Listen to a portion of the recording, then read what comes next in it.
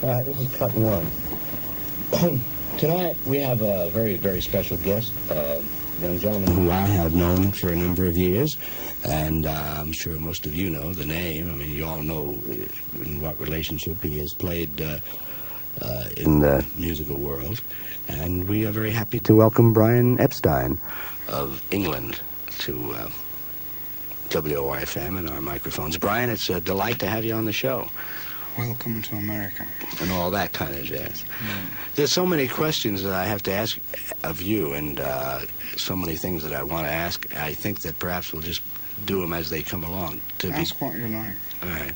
To begin with, everyone seems to have had a new direction. Everyone has gone through their own matriculation, I guess, and have reached a certain maturity in musically, I'm speaking, and able to articulate a whole new meaning as far as concept of music and musicianship. And your involvement in England, not only with the Beatles, but with many other groups as well, in your own career, since I haven't really sat to speak with you about this in any length, the years difference, while it has been great in many fields, how has it changed as far as your own thinking, your own direction? Has there been a change for you? Well, it's changed because I suppose that I've gained more confidence. Because when I first came over here with Billy Kramer, I only knew 2 people in New York. And then after that, of course, in the beginning of 1964, it all broke out, and that was when we first met. And really, it was beyond everything there, because I didn't know what was going on. It was, one acted sensibly, with common sense, as much as anything else. But the success with the records was so unbelievable, and the acceptance of the boys was so great that one didn't quite know what was going on. So in between times, one's been able to find out what has been going on and what has taken place, and one's seen progression, not only with the Beatles but with lots of other people. So I think things are much better now than they were when you first came over. This has been being in the midst of it, I seem to notice it all the time that the times that I had traveled with you all, that it was almost like you weren't involved in it, like you were just observing this fantasy, it's like it was very, as you said, very unreal. It was just too immense or too big. And I think, as a manager, I've noticed that this happened. I don't think you went into the management business, I gather, as just for the sake that this was your business and your livelihood, but really that you were you appreciated music, and I think you dug music and loved music a great deal. Well, I did. I sold records over a counter in a Liverpool store for a long time, 6 years, I think. And it was only that I was getting bored with doing that, because I could almost anticipate demand, that I went away for a little while, to Spain actually, and came back, and then the Beatle thing happened. But that was a long time ago. That was 1961. It took a long time to break through, and I think today it takes a long time to break through with anything that's really important. Nothing that's really important is broken through very quickly, except, well, you can take in England. Many of your listeners probably won't know about Jimi Hendrix, who, by the way, has nothing to do with me. But you can take, for example, Jimmy, and he's broken through big now, and I suppose to the general public in England, it looks as though it's an overnight success, but no star or success is born overnight. Jimmy hung around the Village and around Detroit and around masses of places throughout the States before anything really happened to him, before someone took an interest and brought him over to England, and now he is very important. Well, we have heard a lot about him. I think what we'll do right about here is let's play a record which is not released here in the States, or is it? Is his version? Hey Joe? Hey Joe? Jimmy's? Well, we have it, because, I mean, I guess it's the English record that we do. Well, I Somebody brought over. wouldn't have known whether it was or not. Yeah. Well, we have this, and I think let's give our listeners an opportunity to hear what Brian's talking about. This is Jimi Hendrix' version of Hey Joe. Oh, it's okay. You can keep it going. Cut 2. But that is not representative well, of Jimi Hendrix. I mean, Jimi Hendrix is much better, than Hey Joe. I think it's good. Hey Joe's good, but I think that he is better, and he's a great performer. So you're telling me that he plays a guitar with his teeth, with his feet, with his amplifier. He bashes it about, but it's not a gimmick thing. It's not smashing up guitars, which a lot of people do. It's just that he can play with his teeth. He is an ace guitarist. Speaking of musicianship, the one thing that I guess about the Beatles, and I'm sure that there are many listeners here, and I'd like to get to a nitty-gritty type of questions and get that out of the way so that we can proceed into other areas. The Beatles and your relationship and your projection, as far as they are concerned, because we still get letters. They are broken up, and it's more or less. Sometimes people hear news, sometimes they hear just smattering of news, and I felt that there's no one who was closer to the situation and more involved. And I thought perhaps you'd just tell us what the present status is as far as the Beatles and their career and your own involvement. Well, the most amazing thing about this trip is that I haven't been to America since there was those strange rumors about them breaking up. And I didn't really know how big this rubbishy rumor had got out. It was all beyond and above the five of us. I didn't realize that. I was coming over on the airplane, and the hostess, who was very pretty and very nice, came and sat down. That's nice. And the first thing she said was, well, they're breaking up now, aren't they? And this was fait accompli, One thought she had decided that this had happened in her own mind, and what are you going to America for? Mm-hmm. But this wasn't true at all. There was no breakup, it was just a rumour. And I thought that I scotched the rumours in London with various announcements, and even the boys said,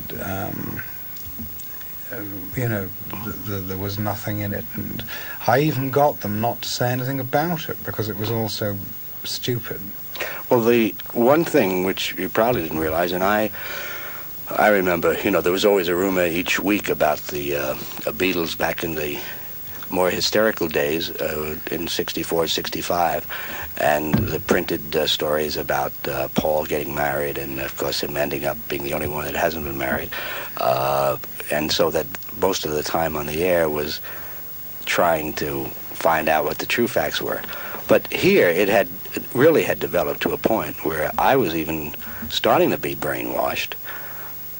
They had talked about, well, you're no longer going to be connected, and they're going their way. And there was a story here last week in a magazine or in a newspaper. It was in a newspaper, which stated about Paul saying, well, it's all over for us now. It's definitely over. And he's going to be spending his time in a recording studio making records and puttering around the house and all that kind of jazz. And then the rumors got into more within the trade and went into the public about the fact that they had a new manager, or they weren't going to have a manager, and maybe they were going to make a picture, and that all of these things about George going to India and doing a whole bit there with the sitar, and that he was hung up on Indian music, and that John was going to do a picture and follow a career as an actor. And so I think that it's about time that I think that people should know what has happened. I mean, what has taken place in the past, say, month or so with regard to new contracts and all that kind of stuff. The last month or so is quite different from the last months or so. I think they had a very hard time last year, you know, touring-wise. I think it was the hardest ever, because we visited countries which we'd never been to before. Japan, the Philippines and all that broke out there, which was very difficult and very hard, and I accept responsibility, but it was actually none of our faults. And then we had the American tour and the Christ business, which was sort of a thing which was taken out of context, which we were all very worried about. So that I don't think that it's wonder that any of them after that took what you might call long vacations. Paul did, in fact, write a film score. George did go to India for several weeks, and John did make a film, which is very good, by the way. And even Ringo wanted the time just to spend, to contemplate. But this is all over and changed, and they're working very hard, actually, at the moment. I spoke to Paul this afternoon, and I was surprised, actually, because off the new album, I thought that I know of 3 tracks. I've heard 3 tracks, and they've got 9 done, he told me. But the 9 have got to be completed. You know, there's various things that have got to be put onto them and so on. So 9 is pretty well near the mark. I don't know whether in that 9 he's including the 2 at the moment. Probably for America, I suppose. Mm-hmm. They'll put the singles on, although I wish they wouldn't. We always have arguments with Capitol as to whether they should put the singles Penny on Lane or not. Strawberry. But I hope they don't, because it's Strawberry Fields Forever and Penny Lane is selling here better than our last few singles, and those are pretty big. So it'd be very nice for America if we didn't put on the 2 singles. Include something and else. include something else, something fresh. Mm-hmm. Because the album is going to be, well, I didn't like to sort of be particularly swanky about it, but it is going to be great. The one thing which I felt, and I want to ask you about this, so we get into the specifics, and then ask you a question about their attitude and your own personal attitude about the fact that a lot of people now will pick out of their material, like Norwegian Wood, which we play a great deal, or I've Just Seen a Face, or a lot of the great things out of the Rubber Soul album. Yeah. And the tremendous reaction we had to songs like Tomorrow Never Knows, and there's one tune which is a big favorite of our audience that Paul does. Eleanor Rigby? Well, no, because that's very commercial, and that's been a tremendous success, and it's nominated for... Did it win the... Yeah, I know. Yeah. It did. It won, yeah, okay. I heard you say so. The particular tune which I think in the album was, it starts, Our day breaks, you wakes, what is that?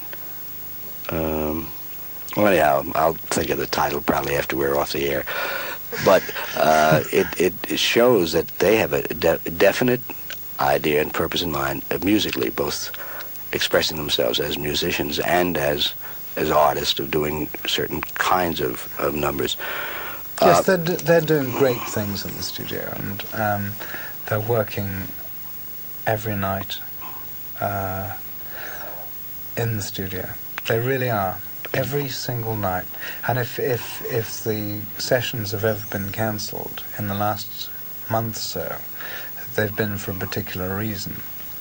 They just have Saturday and Sunday nights off, like anybody else. Right. Do they? But they most likely will do another film. We're going to build a television show around the album to showcase it, so to speak. Mm-hmm. And after that, we're going to make a film. A film. Which I'm very anxious and keen about. And we have ideas. And when I say we have ideas, I don't say that vaguely. We've got a definite idea, which needs developing. And we've got definite ideas as to who should develop it. And we've got definite ideas about what sort of director should be involved. Did the thought of doing a personal appearance tour, we had quite a long conversation with Paul Simon the last time that he was on, and some of the things, of course, that happens to every artist who gets acceptance, but particularly, I mean, you have a few phenomena that happen. Sinatra, Presley, and the Beatles, I guess, were the big three of the past 20 years, anyhow. But in either case, I would imagine that where they've already done that bit of having 50 some odd or 60 some odd thousand people in a ballpark go hysterical and go out there and just play, and as the boys often said, you know, they were watching the people just as much as the people were watching them, just the reaction, you know. Yes. But it would seem that since they're doing so many groovy things and writing so many things and have so much to say, that it would seem to me that maybe one of the reasons that they wouldn't want to do a tour of that kind of tour again would be because I think they've got something more to say than getting mass hysteria. I think what you said, which was most salient, if they like that on this program, is the kind of tour. I don't think that you get any one of them or me to categorically state that they will never appear in public again, not because of the financial aspect, but because it will be very difficult to progress from those sort of tours.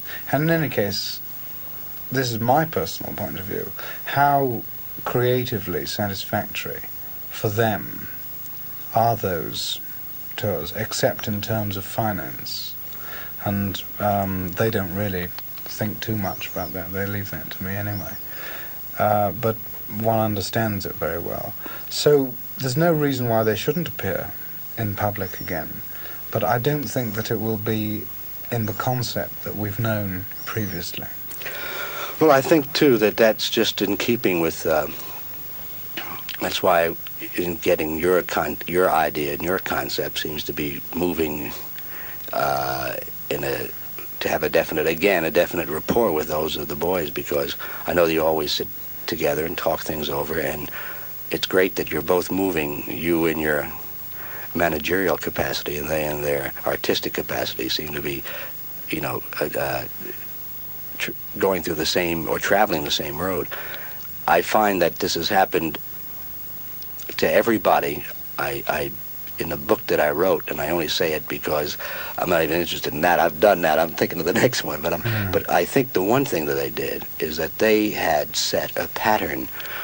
Their attitude probably was the most important thing. Their approach to people, all kinds of people, whether it be the press or royalty or at certain ambassadorial parties, and they're completely being unimpressed except by the person and what it was they said. Had a definite impact. Good. All really did have an impact, and I think their attitude in being able to not take themselves seriously. In other words, hey, and I remember the stars of yesteryear, and you sit back and you play star. The boys have never done that. And I think their attitude has been probably the one single force which has had a tremendous amount of influence, not only on musicians, thank you, and performers, but also on the average American fella and gal in their approach to life and their demand really for honesty, because I think that's one thing of all the things that if anyone would ask me about my relationship or knowing them and knowing you was a complete honest approach. I mean, George particularly, I mean, he doesn't hasn't never made a statement which you could say was dependent upon something else. I mean, he always knew where you stood. Any statement which they've made, taken out of context, is difficult for people to accept. But on the other hand, they do speak honestly. Right. The Maureen Cleave thing, and I know perhaps when you said that, you perhaps had referred to the statement about Christ, which by now, just for your own edification as far as our listeners are concerned, since it was taken out of context, and I did read the entire statement at the time that it happened, it's something which I think a lot of people concur with, so much so that the second part of my book, which I'm doing, is all about religion. Its second part is called God is Not Dead, the Church Is. And in it, I think John Lennon has probably prompted more things, more of a realization, because all throughout the United States, in every kind of denomination, people are reaching out I speak about the church itself and the progressive people of all denominations, the progressive clergy, are looking for ideas, not from theologians, but rather from people who say, well, how can we relate? Yes. They've done contrivance. They've tried, but it's come out as a contrivance. They played rock and roll music in churches, to attract the young. But then when you get them there, what is it? How are you relating what you're doing? And I think what he has said is true, that they have lost out in getting. There have been more people buying Beatle records and going to see Beatle movies, and then there has been new people going to join and become a member of a church. But I would think that the thing that upset John most about that was that the initial interview, was done in his own home with Maureen Cleave, who we've known. Well, you probably met her on Well, yes, we traveled on the very first tour, yes, right. And we've known her very, very well, and we like her very much. We all like her very much. And he said these things, and she was right to report them. But I think that what upset John more than anything else was that hundreds of people were hurt by that. And I think that John is a very sympathetic person. He is. Incredibly sympathetic. And the last thing that he would want to do would be to hurt anybody's inner feelings, however much he may feel. Sort of, but this is a basic thing with John, not to go and hurt other people, not to go and smash other people up. It was amazing, because when I heard it was Maureen, I had met her in England. In fact, she did a nice piece on me, and I know that she was one of the big Beatle fans. Yes, and she was upset herself. I can imagine. I mean, she was calling me when I flew over here to see what was what before they came. She was on the phone every few seconds saying, what could I do, and how can I help, and so on and so forth. Well, it seems, however, though, Brian, and I think it becomes a matter of fact, that the press is not particularly interested in trying to get an explanation and give a full explanation. They had something sensational to go on. Yes. They had something finally to put down these kids who play loud music, as far as they're concerned, those people who are really turned off to today. And I'm not talking about being a hippie or anything, but I mean really of today's world. Well, I don't know. And I don't think that I think it was their duty and their obligation was to have the first person who should have been interviewed should have been Maureen Cleave, to right what she had said, but which they took out of context. But they weren't looking for that. I mean, you heard about DJs across the country, like they banned Beatle records. I mean, that, you know, that's like, if you saw that in a grade B movie, you wouldn't see it. Lennon or something like that.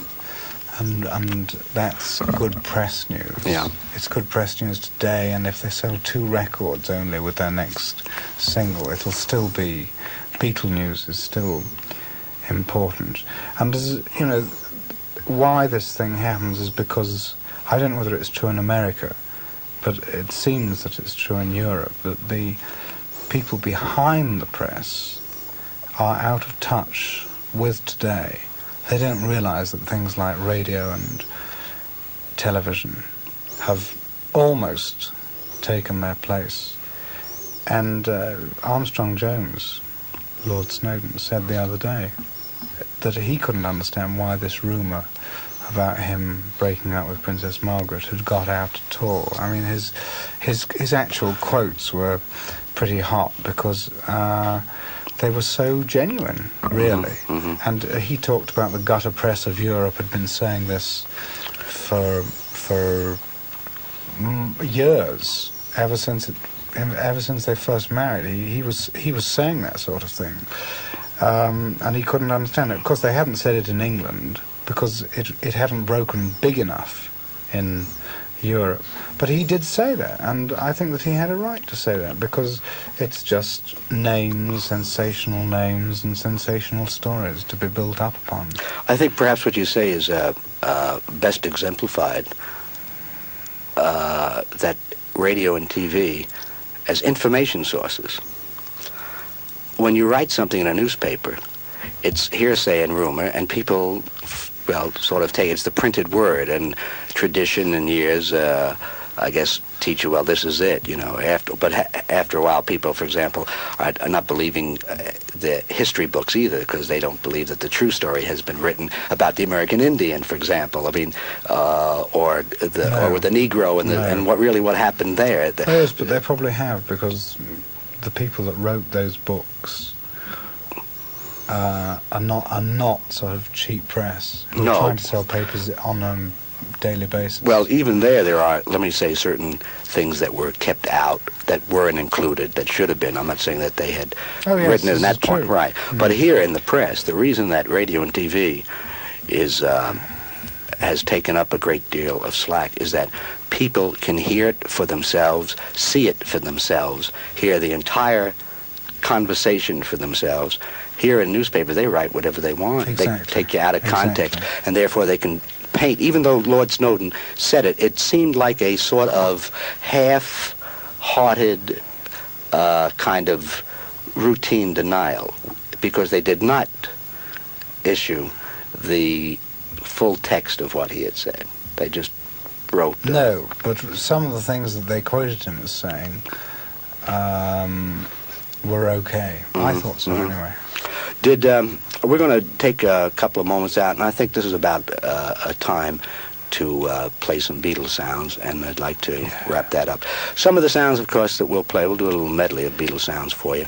An interesting thing, there was a survey of which we pay no particular attention to on our show, only because we don't believe it. We believe in our own audience reaction. And when the Strawberry Fields Forever and Penny Lane came out, we ran a sampling here, and we took something, a couple of thousand votes within a 40-minute period.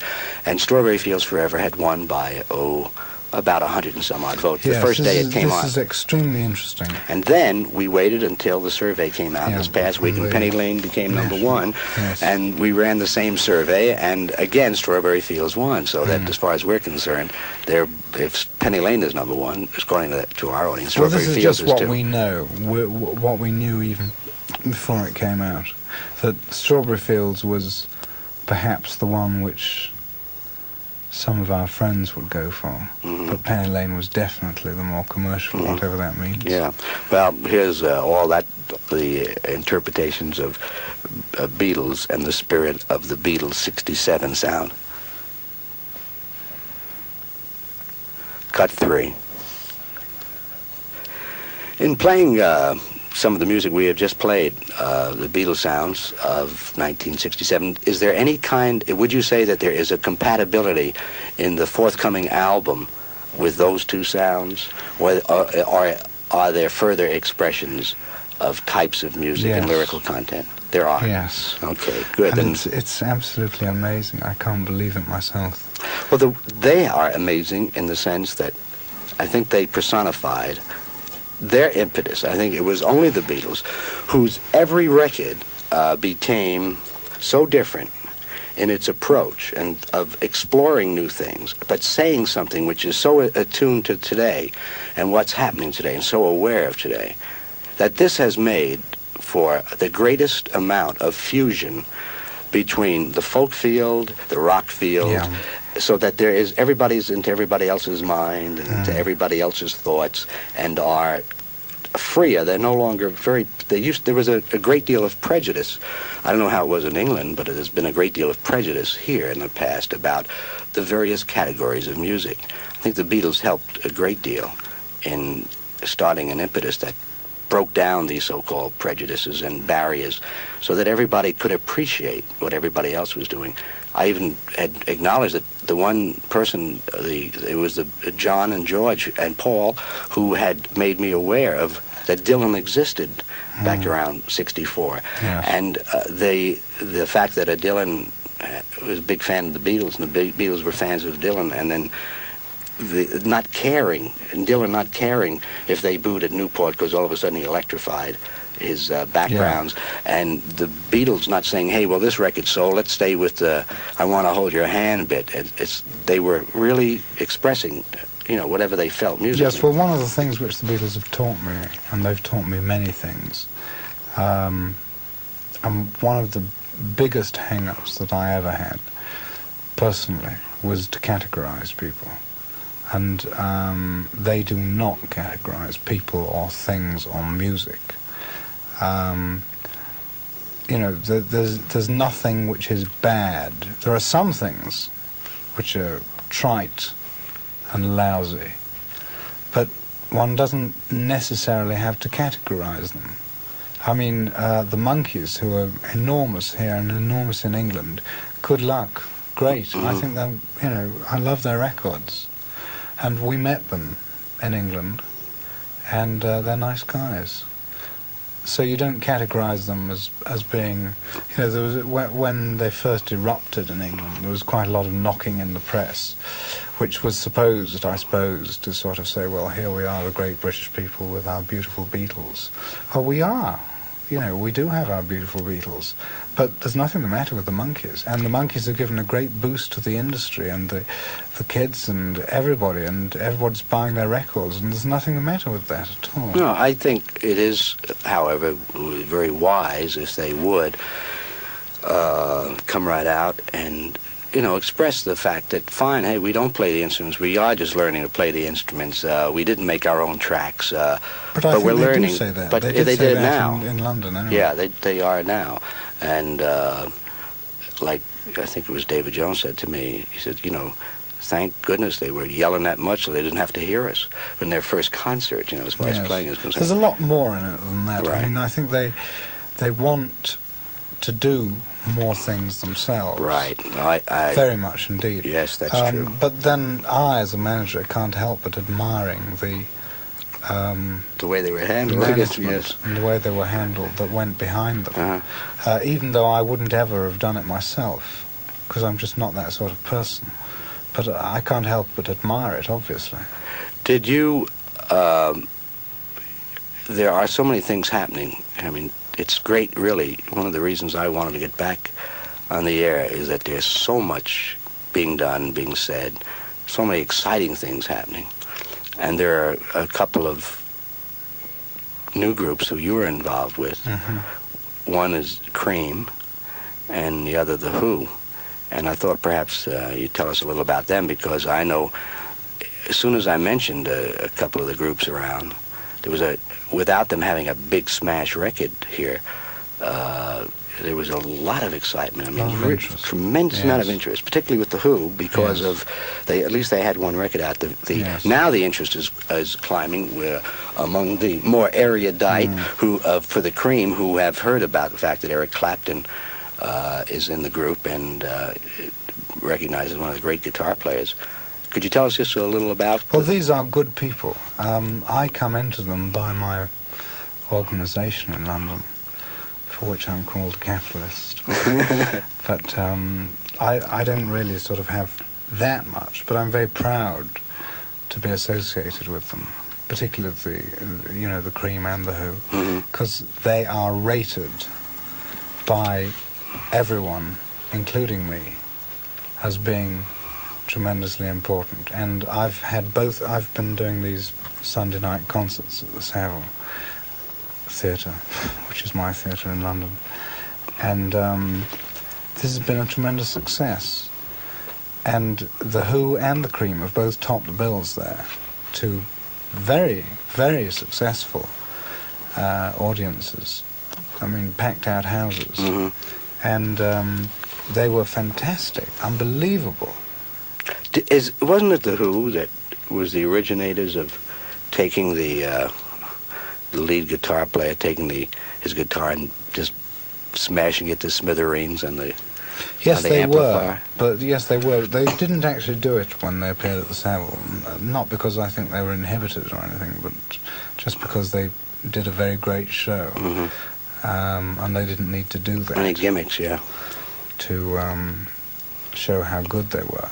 But they did, in fact, put up such a fantastic show. And as did the Cream. The Cream were unbelievable. And I think when you have them over here that you'll like them very much. I think your listeners, all of whom I hope come to see the show.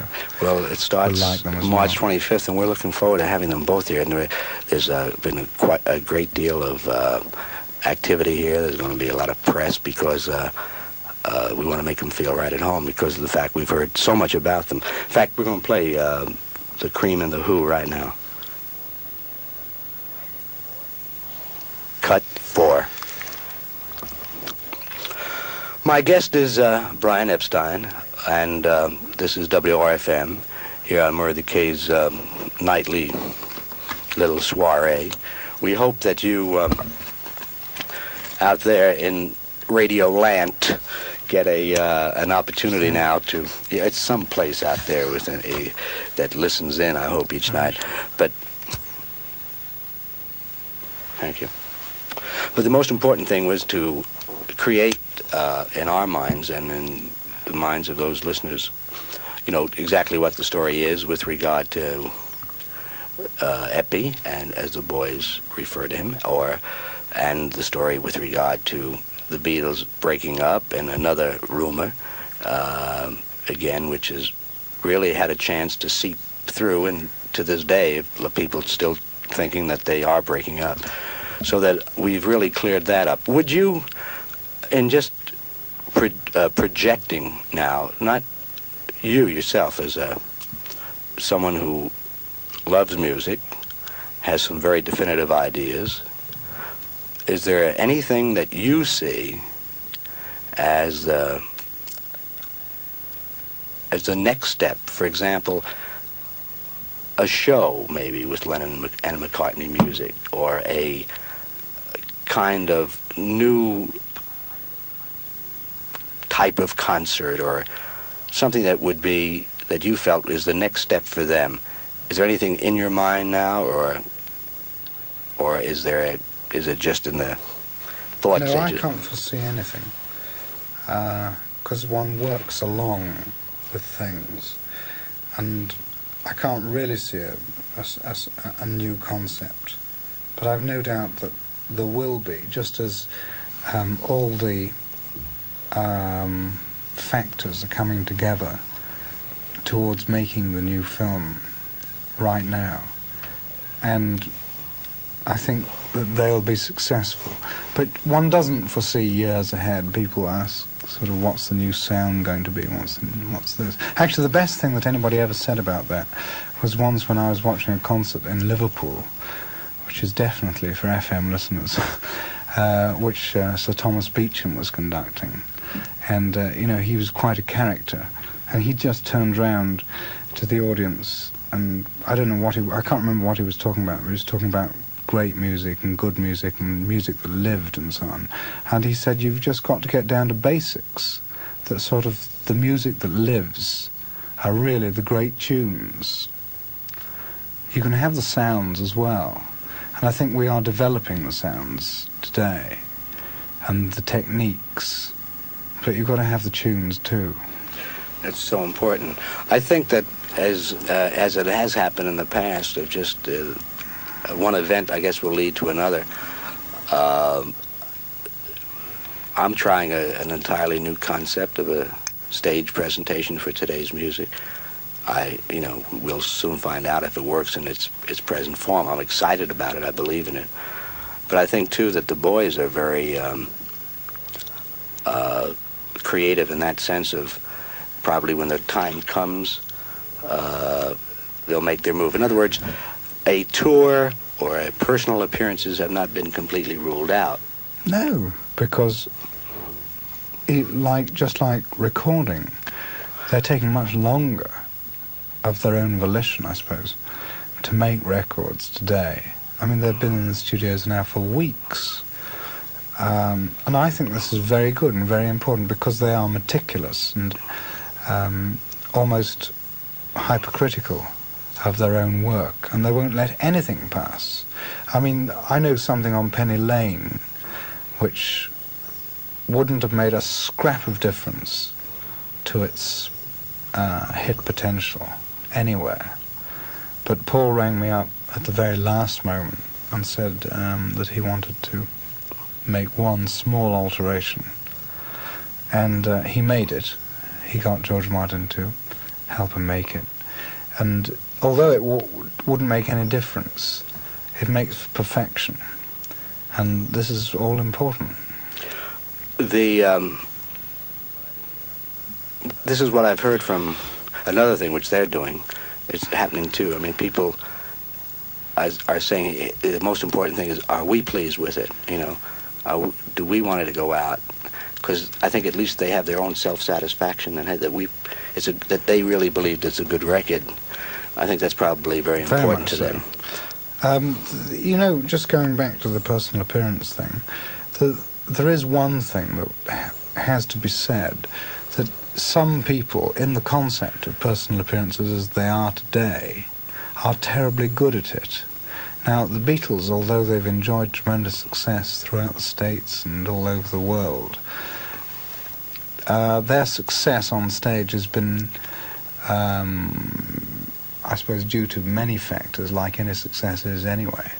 But they don't really think, and I don't think that they ever really thought that they were that great on stage.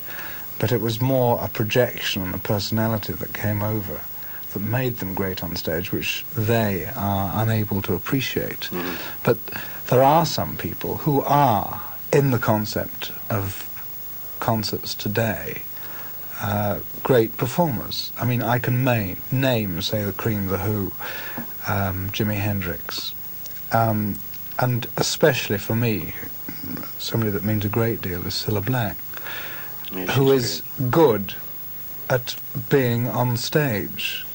And Jerry, yes, also good. Tremendous personality and projection, and this was why originally I managed him. But I was going to mention that I hate, to a certain extent, mentioning my own artists, because it's fairly obvious that I think they're great, otherwise I wouldn't be managing them. But an act which is very well known here, and I had the pleasure to present in London, and I think one of the best concerts that I've ever attended was when, to only 1,200 people, which isn't a great many, in my own theatre, I presented the Four Tops. And this, for me, was one of the most exciting concerts. They are the grooviest people you could wish to present. We've had them many times in our shows, and of course never had in a few of our television shows. but never where they could do a complete concert. No. But I think this bears out what you had said earlier. It isn't that they made some records and all of a sudden they were going to go ahead and perform. They made that nightclub round for years. They used to travel with Billy Eckstein on tour and played all the finest supper clubs. And they are not an overnight success again. No, everything they do is just timed. I don't know if they had Norman with them, their drummer. Did they have their own drummer? Yes, they did. It was the second time, but not the first time. The first time was a promotional thing. I see. Which we were a bit unsure about. But I knew that putting them into the Savile for 2 shows only, that we'd pack out and it'd be difficult to get tickets. That's the one group that I would say utilizes its audience to the fullest extent. They Absolutely. Really reach out, and before you know it, the audience is really participating in part of everything they do. They feel as one, and it's very exciting. I've seen several of their concerts because they've just been back again and done a second tour. But that first one will be unforgettable because it was within the confines of a small auditorium, and that was just too much. There are certain, I guess, times and moments, I know I do too, and you must, that you remember. There were very exciting periods in the theater or in concert. I don't know what the expression is in England now as far as radio. Is it pretty much the same limitations or restrictions or attitude as it has been, say, in the past 2 or 3 years? Well, I don't know. Maybe the BBC is British Broadcasting Corporation is getting a bit better. I don't know. Certainly, sound is better. Live sound is much better because there's much more understanding of what is required. But they've got some way to go. And certainly television has too. Is the pirate radio station still operating? The pirate radio stations are supposed to operate. I can't comment on that because I'm not involved, and B, I don't know where it is. There was something about them coming off at the end of March by order, and they're fighting away. So I don't know what's happening there.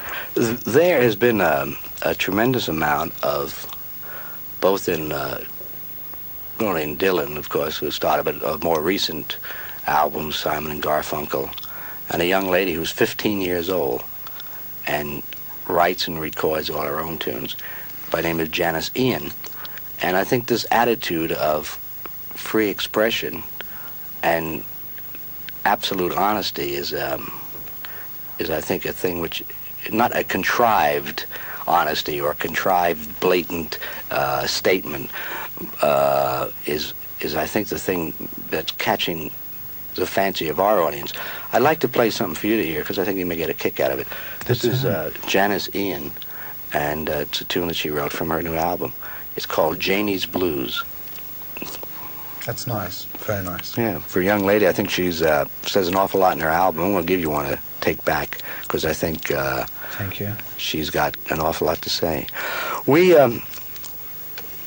can only say that we are just delighted to hear that right from your mouth about the Beatles and about the overall attitude as far as where they're going and how they feel about certain things, and you yourself how you feel about your continuation. A lot of people said that you were selling out your agency. I mean, there was a big rumor around here that you were selling out and you were just going to do all kinds of other things. Sit in the grass. Oh, yeah. I don't think you could do that, Brian. No, I'm too gregarious.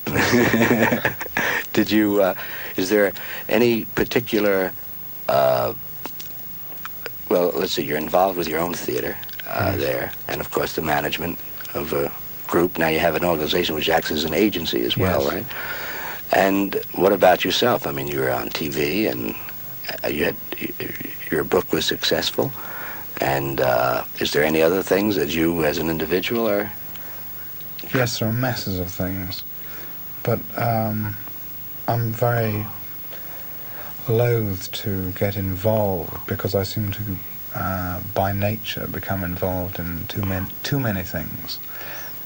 which makes it difficult to concentrate on one thing. That's why I hope that with the new management agency operation which we have in London, which is quite considerable, that I can concentrate on the things that really concern me. And I mean, one of them, just for example, that I got involved in, maybe I shouldn't have got involved in, is I'm going to make a film of the Seville Fair this year. But it won't be a big important thing, but it'll be just a nice thing, I think. There's so many goodies out there, isn't it? That I guess you see that you just, if you are creative and want to do things, you have to fight, not to get involved, and that of course is a real hang-up. I, for one, want to thank you. I really enjoyed the visit. I was wondering whether or not there is anything before you go that you could tell us about in England as far as any changes. There seems to be, again, quite a different trend musically over there than here. It's been borne out, perhaps maybe by the type of exposure that a record like River Deep Mountain High got, that was so big in England and just did nothing here. And yet we're playing it here, and it's all that we're getting calls and letters and everything about that. Yes, but this seems to work both ways, and it's something that I don't understand myself, because trite records, what you and I know as trite records, happen here and they happen in England, and one doesn't know why they don't happen in both, but the really great ones happen in both.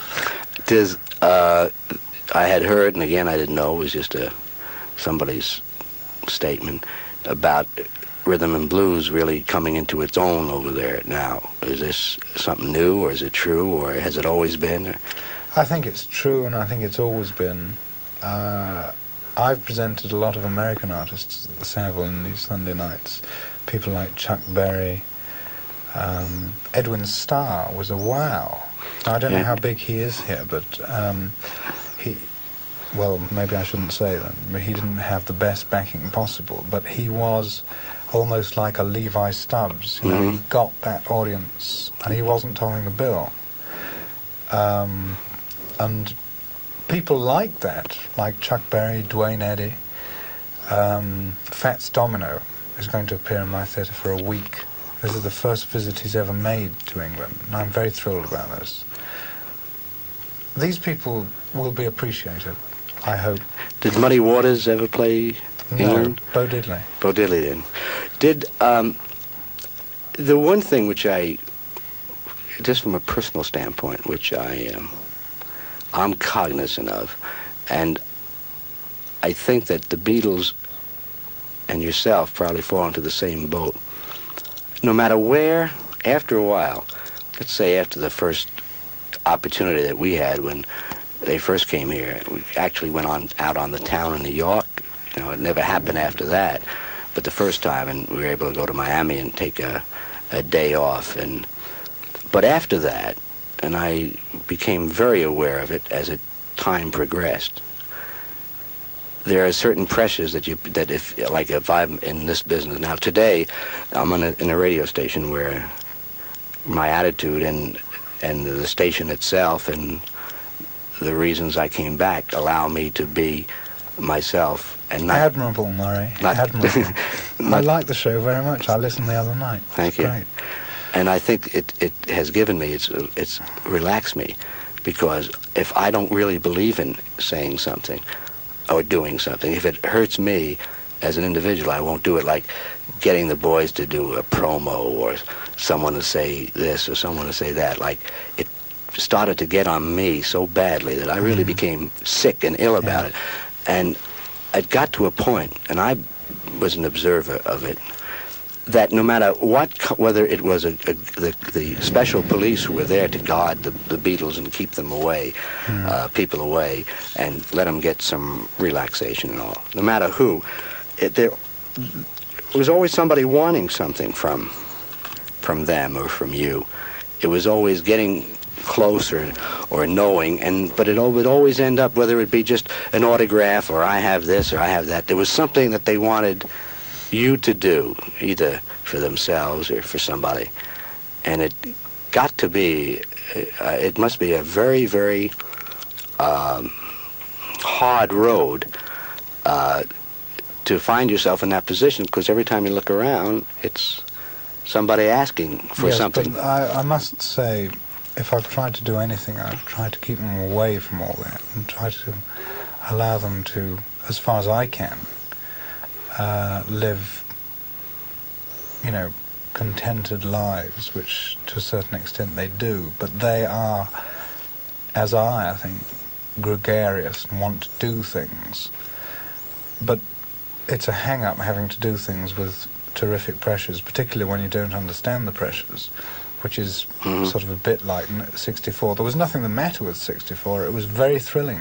Don't mistake me. I was knocked out. But on the other hand, you can't live like that forever. Oh, it's true. That they never did lead any kind of normal life, and you didn't know after a while. It became like a political circle. Certain people try to get in and weren't, and they were. And they still do. Yeah. I mean, we still get asked to do incredible things. Yeah. You can hardly believe the offers and propositions which are made to me, which are just quite ridiculous. But it's made by persons with a complete lack of comprehension. Is it true that you were offered $1 million? It was $1 million tour for a couple of shows? I don't know how many $1 million it was that we were offered. I suppose I could look it up, and I'm sure it's there in my files, just in case. Because there were all kinds of stories, which you could all believe. I always remembered a scene in Nassau, and we were just talking. It was no interview or anything like that. And we were talking, Paul had said, if you promise not to say even the titles, I'd like to play something for you. And I said, well, fine, I'd love to hear it. And he played the album from the score from the picture, which I heard at the time. But he said he can see it now in about 8 or 9 years. Everyone's sitting around and people talking about music, and someone says, oh boy, let's get out the Beatle album. And the kid's saying, probably, a nephew or someone, the Beatles, here's your Beatles, down with the Beatles. I don't want that old-time music, And this is what his own relationship, their attitude is, hey, well, okay, we're here, and I'm not worrying about tomorrow. They're not looking for eternal... But it isn't that at all, because they do care. Well, maybe it was the facade. Thank you. But I think the future is going to be a very interesting one. I, for one, am looking forward with keen anticipation to get the album and hear what they're doing. And I'm delighted that everything is status quo as far as the relationship and their being together and you with everything them. Is and everything was. There was not even so much as a row. That's the ridiculous thing about it. But it blew up into something. I get American press cuttings from our office here, and I read them, and some of them are syndicated throughout the country. One or two I take the trouble to write back and say, this is not quite true. In fact, I'm a bit sort of stronger than that. I said that was a load of rubbish. And I just want you to know it, particularly when I'm sort of personally hurt by it. But I just hope that Strawberry Fields and Penny Lane might prove a thing or two, and certainly, the album's going to prove more than a thing or two. Would you be... I'd like to ask you about, like, for example, Tomorrow Never Knows, which is supposedly, again, I had been saying it without really the complete knowledge of the interpretation. Some of it was based on the Tibetan Book of the Dead. Is that correct? I think so. All I know is that John was up in my house one day and he played this to me, and I thought it sounded marvelous. Is there any... It doesn't really matter what a thing is based on or what it's about, or analysing things that people put on record, particularly music more than anything else. I mean, their music has been analysed, God knows, you know, sort of everywhere and by everybody. But it doesn't matter because it still provides something. Well, which is good. I think that before analyzing what they had done, let's say '64, but when they started writing and creating what I call attitude music, because it had, I think, one of the great attitude songs. I did a film on "She Can Work It Out" on the tune "We Can Work It Out," and which was the freedom of trying to say, don't put it in don't put a label on it because you're going to box it in. But there's 2 or 3 different interpretations of that lyric, and recently I showed a film with 3 screens, which gave both a comedic interpretation, a light interpretation, a very heavy interpretation of it even on a political level, and then an abstract one. And their music, I believe, this is what basically lyrics are. I mean, crystals, aren't they? You put them up to the light and you see whatever you want to see. I mean, this is true of Penny Lane. I mean, Penny Lane is very personal. I mean, all of us lived very near Penny Lane. And all of us know about the barber shop and the bank and so on. But this doesn't mean to say that this isn't going to provide a happy few minutes for people all over the place. There's no prize though for guessing the right interpretation of a lyric or what it's supposed to mean. I think the idea is that if it entertains you or you get something of it, fine, you can interpret it that way. But I think the reason that, for example, I am more interested today, and a lot of people are more interested today, in not dissecting, but getting a further insight into their expression of what they are trying to express, what they felt when they were doing it, what they wanted to express, is because that today, all over, and as I said before, they were the force that experimented. I've never seen a group that experimented so much and went from one record to another, and each time that they were saying something, but something very well. They did it very well. But I'm interested because today, musicianship, writing, lyrics are so different and so saying so much, and that where before a group was a group, today you begin to recognize certain instrumentalists because of their great ability to play. You start to recognize their musicianship and their writing ability, and it's very interesting for me, and I know for the audience, to find out in what direction they were pointed in whether or not it was just creating a song or creating it from some sort of experience.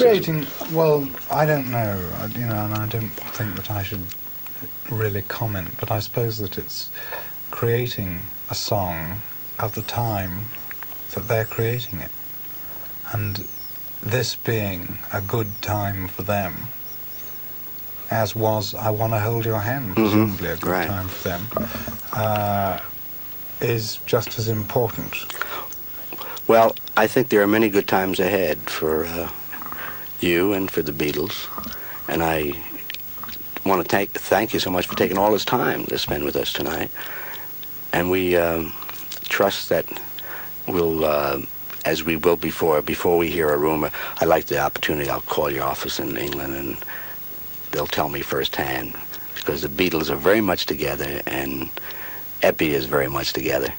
And we're looking forward to a lot of very, very exciting things. We'll try. I can only say that this is sort of an interview. I suppose you call it an interview, but it's been more like a chat. And it's been as pleasurable, quote, interview, unquote, as I've ever had anyway. Well, thank you very much, Brian. Good night.